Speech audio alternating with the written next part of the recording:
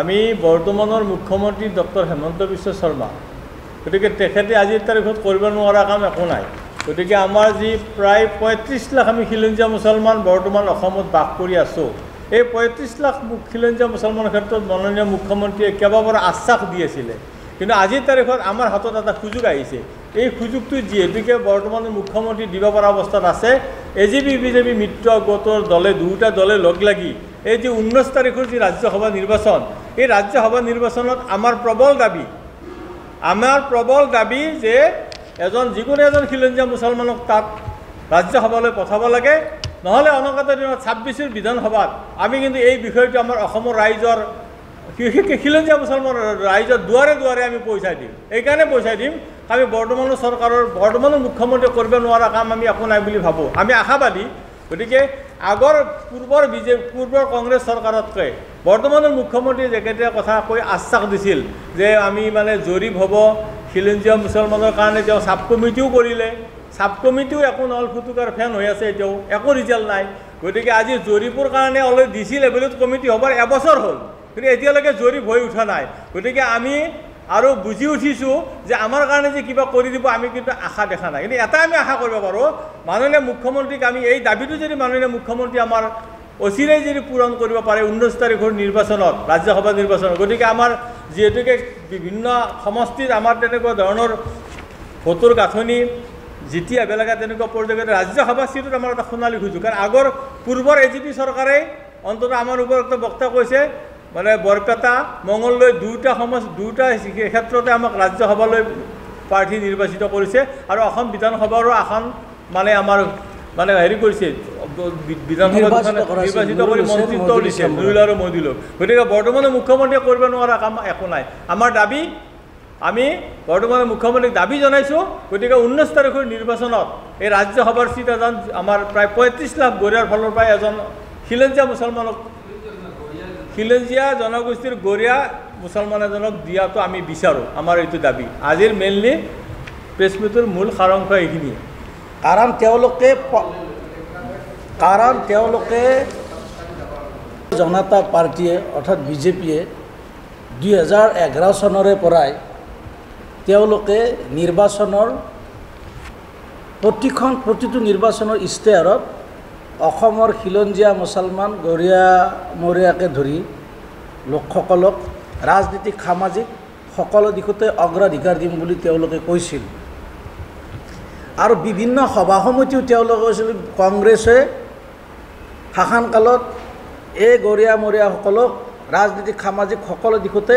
বঞ্চিত কৰি অহা বুলি কৈ তেওঁলোকে শাসনৰ বাঘজৰী হাতত লৈছিল আৰু তেওঁলোকৰ কথাত আমিও উঠি ভাহি গৈ তেওঁলোকৰ প্ৰতি আকৰ্ষিত হৈ আমি ভোট তেওঁলোকক দিছিলোঁ আজি অতি পৰিতাপৰ বিষয় আজি আপোনাৰ তেওঁলোকে শাসনৰ 9 বছৰ সময় উকলি গ'ল কিন্তু আজিলৈকে তেওঁলোকে আপোনাৰ আমাক 100 কোটি টকাৰ পেকেজ দিম বুলি কৈছিল উন্নয়নৰ কাৰণে অৰ্থ সামাজিক জৰীপ কৰাৰ কথা কৈছিল আইডেণ্টি দিয়াৰ কথা কৈছিল বিভিন্ন কথা তেওঁলোকে কথাতে সীমাবদ্ধ থাকিল ভাষণতে প্ৰতিশ্ৰুতিতে সীমাবদ্ধ থাকিল কাগজতে তেওঁলোকৰ মানে থাকিল কিন্তু ফিল্ডত আজিলৈকে তেওঁলোকে কাৰ্যকৰী কৰাৰ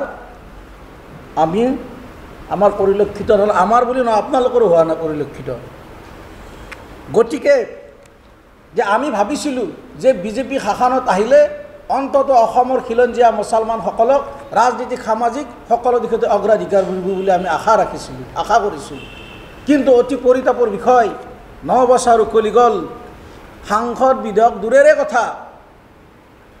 নিগম নিকট এজন অধ্যক্ষও তেওঁলোকে নিযুক্তি নিদিলে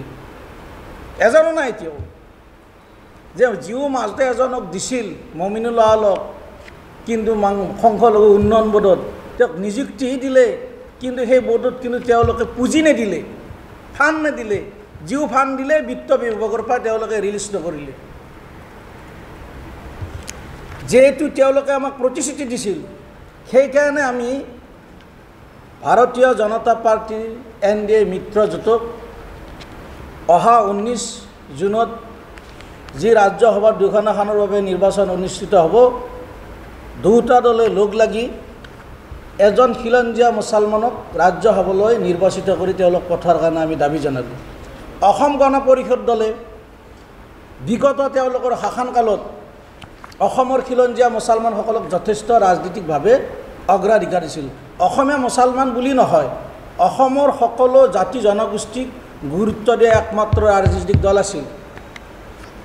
উদাহৰণস্বৰূপে বৰপেটাৰ পৰা আতাউৰ ৰহমানক সাংসদ হিচাপে নিৰ্বাচিত কৰিছিল আৰু মঙলদৈৰ পৰাই ছাইফুদ্দিন আহমেদক সাংসদ হিচাপে নিৰ্বাচিত কৰি সংসদলৈ প্ৰেৰণ কৰিছিল আৰু আনহাতে বিধানসভালৈ নুৰুল হুছেইন মহিদুল ইছলাম বৰাক বিধায়ক হিচাপে নিৰ্বাচিত কৰি আনি মন্ত্ৰীসভাত তেওঁলোক অন্তৰ্ভুক্ত কৰিছিল আৰু বিভিন্ন চৰকাৰী নিগম নিগমতো আমাৰ খিলঞ্জীয়া মুছলমানক তেওঁলোকে অগ্ৰাধিকাৰ দিছিল। কিন্তু বিগত ৯টা বছৰে এজিপিৰ কোটাৰ ফালৰ পৰাই এজনো খিলঞ্জীয়া মুছলমানক আমি অগ্ৰাধিকাৰ দিয়া দেখা নাপালোঁ। যে আমাৰ সন্দেহ হয় এজিপি কোনোবা সাম্প্ৰদায়িক দলৰ দ্বাৰা পৰিচালিত নেকি, আমাৰ সন্দেহ হয়। আজিও কিন্তু অসম গণ পৰিষদৰ প্ৰতি আমাৰ আস্থা আৰু বিশ্বাস আছে যে এইটো আমাৰ এইটো আঞ্চলিক দল, আমাৰ এইটো ৰাইজৰ দল আছিল। গতিকে আমি তেওঁলোকক বিশেষকৈ অনুৰোধ জনাইছোঁ, তেওঁলোকৰ দলত কাম কৰি থকা আমাৰ কেইবাজনো খিলঞ্জীয়া মুছলমান লোক আছে, সেই লোক এজনক তেওঁলোকে ভাৰতীয় জনতা পাৰ্টীৰ লগত NDAৰ লগত লগ লাগি সাংসদলৈ নিৰ্বাচিত কৰাৰ কাৰণে আমি দাবী জনাইছোঁ। নহ'লে অসমৰ খিলঞ্জীয়া মুছলমানসকলে অনাগত 26ৰ বিধানসভা নিৰ্বাচনৰ এই দুটা ৰাজনৈতিক দলৰ বিষয়ে চিন্তা চৰ্চা কৰিব।